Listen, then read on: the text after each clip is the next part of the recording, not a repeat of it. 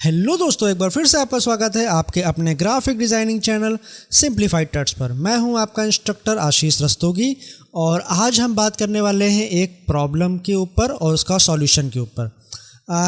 Problem हमारी ये है कि कई बार ऐसा होता है कि जब भी हम किसी बड़े फॉर्मेट पे काम कर रहे होते हैं, जैसे कि मैगजीन्स हो गई या ब्रोशर्स हो गए, जिनमें मल्टीपल पेजेस होते हैं, कई सारे पेजेस हमको डिज़ाइन करने होते हैं और डिज़ाइन करते समय हमें कई बार उसमें इमेजेस वगैरह भी यूज़ करनी होती हैं।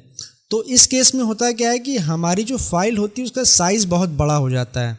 जैसे मैंने आपको समझाने के लिए देखिए यहाँ पे एक फ़ाइल ली हुई है और मैंने यहाँ पे सिंपली 3 इमेजेस का इस्तेमाल किया हुआ है, आप देख पा रहे होंगे। और अगर मैं आपको इस फाइल का साइज़ दिखाऊँ तो इस फाइल का साइज़ है ये रही हमारी फ़ाइल और इसका जो साइज़ है प्रॉपर्टी में आपको जाके दिखाता हूँ तो 191 MB, ठीक है। तो ये हमारी फ़ाइल साइज़ 191 MB की है। तो ऐसे ही अगर हम एक किसी लार्ज फॉर्मेट पे काम कर रहे होते हैं तो कई बार हमारी फ़ाइल 500 MB या 1 GB तक भी बन सकती है। तो उस केस में हमें प्रॉब्लम्स फेस करनी पड़ती हैं कि हमारी फ़ाइल बहुत देर में सेव हो रही है या बहुत देर में ओपन हो रही है, ठीक है। या फिर हमारा जो सिस्टम हो रहा है अगर वो बहुत ही हाई एंड प्रोसेसिंग सिस्टम नहीं है तो कई बार लैग करता है, हमें उस पर काम करने में हमें काफ़ी दिक्कत फेस करनी पड़ती है। तो अब इसका सॉल्यूशन क्या है, हम इसको कैसे इम्प्रूव कर सकते हैं, तो आज हम उसी चीज़ पे बात करने वाले हैं। तो चलिए वीडियो को शुरू करते हैं। देखिए, जब भी हम किसी प्रोजेक्ट को डिज़ाइन कर रहे होते हैं कोरल ड्रॉ पे, तो हमें कुछ चीज़ों का ध्यान रखना होता है, जिसमें से पहली चीज़ है, अगर हम कोई इमेज जो हम नेट से डाउनलोड कर रहे हैं या उसको अगर हम लोग फ़ोटोशॉप में प्रोसेस कर रहे हैं तो हम लोग करते क्या है कि सीधे इमेजेस लेकर के आते हैं और अपने कोरल ड्रॉ में इंपोर्ट कर लेते हैं और हमें जहाँ भी प्लेस करना होता है हम उसको प्लेस कर देते हैं। जैसे कि एग्जांपल के लिए मैंने यहाँ पे 3 इमेजेस ली हुई हैं, तो अगर मैं आपको तीनों इमेजेस को दिखाऊं तो ये देखिए यहाँ पे ये मेरी 3 इमेजेस हैं। तो अगर मैं इनका साइज़ आपको दिखाऊं तो एक इमेज मेरी है नियर अबाउट 9.5 MB की और जो दूसरी इमेज है वो लगभग है 19.7 MB की और जो तीसरी इमेज है वो है हमारी 19.2 MB की। मीन्स ये काफ़ी बड़े साइज़ की इमेज है, काफ़ी हाई रेजोल्यूशन की इमेजेस हैं।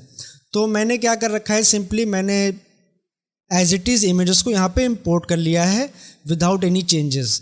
तो देखिए ये चीज़ हमारे लिए एक प्रॉब्लम कर सकता है।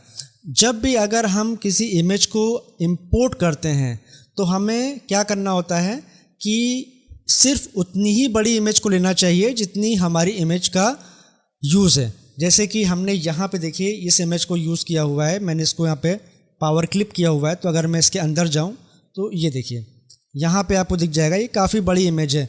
ये इमेज तो काफ़ी बड़े साइज़ की है, बट चूँकि अगर हम यहाँ पे देखें बाहर की तरफ तो हमने यहाँ पे सिर्फ इतनी इमेज का ही इस्तेमाल किया है।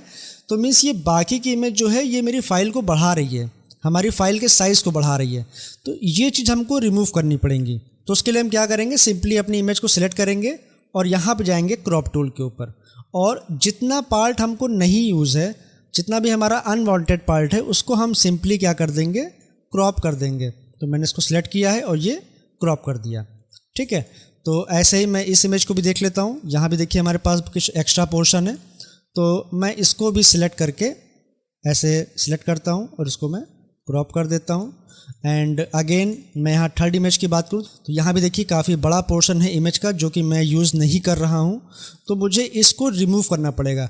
ऐसे ही अगर हम कोई भी चीज़ डिज़ाइन कर रहे हैं तो आफ्टर डिज़ाइन जितना भी हमारा अनवांटेड पार्ट है जो हमें यूज़ नहीं करना है उसको हम क्या करेंगे, सिंपली यहाँ से क्रॉप कर देंगे। तो ये देखिए हमने तीनों इमेजेस को क्रॉप कर दिया है। अब क्या करना है आगे, इमेजेस को क्रॉप करने के बाद में हम क्या करते हैं, ये जो इमेजेस हैं इनको हमें चेंज करना होगा बिटमैप में। अब देखिए बिटमैप में चेंज करेंगे तो मीन्स कुछ लोगों के मन में ये सवाल आ रहा होता है कि यार हम एक बड़ी इमेज की फ़ाइल को लेके यहाँ पे आए थे, काफ़ी अच्छा उसका रेजोल्यूशन था और अगर उसको हम बिटमैप में कन्वर्ट कर रहे हैं तो मीन्स हमारी जो इमेज का रेजोल्यूशन है वो ख़राब हो जाएगा। तो देखिए ऐसा कुछ भी नहीं होता है। मैं कई सालों से प्रिंटिंग इंडस्ट्री के साथ जुड़ा हुआ हूँ और मैंने बहुत सारे प्रोजेक्ट्स डिज़ाइन किए हैं, देन उसको प्रिंट भी कराया है। तो अगर हम किसी भी इमेज का रेजोल्यूशन बिटमैप के थ्रू देते हैं तो हमारी इमेज के क्वालिटी पे कोई भी फ़र्क नहीं आता है। तो उसके लिए हम क्या करेंगे, सिंपली अपनी इस इमेज को सिलेक्ट करेंगे और यहाँ बिटमैप पे जाएंगे और कन्वर्ट टू बिटमैप। तो यहाँ पे देखिए जो हम यहाँ पे रेजोल्यूशन दे देंगे वो 200 से 300 के बीच ही अपना रेजोल्यूशन रखेंगे। ऐसा नहीं है कि हम उसको 800 दे दें या 1000 दे दें या 1200 दे दें। इतने हाई रेजोल्यूशन की हमें कोई आवश्यकता नहीं है। हम 200 से 300 के बीच में भी एक अच्छी इमेज बना सकते हैं और उसको एक अच्छा आउटपुट लेकर के प्रिंट भी उसको करा सकते हैं। तो मैं यहाँ पे इसको ले लेता हूँ 250 250 DPI और यहाँ पे कलर मोड आपको लेना है RGB। चूँकि मैं तो यहाँ पे कोई प्रिंटिंग में लेके जा नहीं रहा हूँ इसलिए मैं RGB ले रहा हूँ आपको समझाने के लिए। अगर आप प्रिंटिंग में लेकर के जा रहे हो देन आप यहाँ पे इसको CMYK में लोगे। ऑलराइट, तो मैं इसको यहाँ ओके कर देता हूँ। तो ये मेरी इमेज कन्वर्ट हो गई है बिटमैप में। सेम मैं अब इस इमेज पर भी आता हूँ और यहाँ पर भी मैं इसको कन्वर्ट टू बिटमैप कर देता हूँ।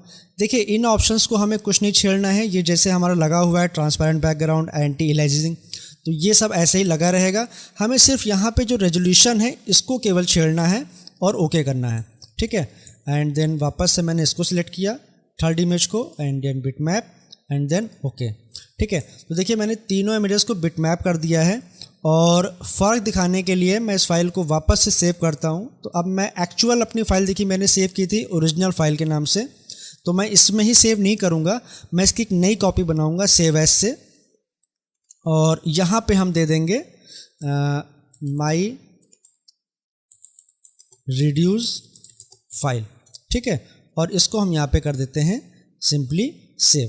तो ये देखिए मेरी फ़ाइल सेव हो गई है। अब अगर मैं आपको देखिए इसका डिफरेंस दिखाऊं तो मैं जाता हूं अपनी फ़ाइल में, मैं इसको रिफ़्रेश कर लेता हूं और इसको थोड़ा सा मैं बड़ा भी कर देता हूं आइकॉन इसका। और यहाँ पे देखिए मेरी दो फाइलें पड़ी हुई हैं, एक ओरिजिनल फ़ाइल और एक रिड्यूस फाइल। अगर मैं ओरिजिनल फ़ाइल का साइज़ देखूं तो मेरा साइज़ है लगभग 191 MB का। ऑलराइट,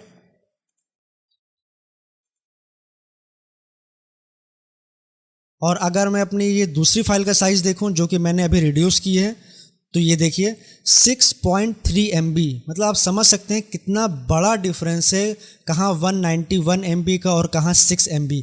मीन्स ये फ़ाइल अब मैं आसानी से किसी को अगर मेल करना है तो भी मेल कर सकता हूँ।